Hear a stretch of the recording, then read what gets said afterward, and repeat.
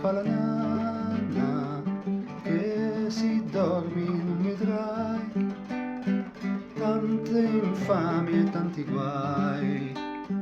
che succedono nel mondo tra le bombe e i fucili e i popoli incivili che se scannano per un matto che comanda a vantaggio della razza, a vantaggio di un Dio che non si vede, ma che serve da riparo al macellaro che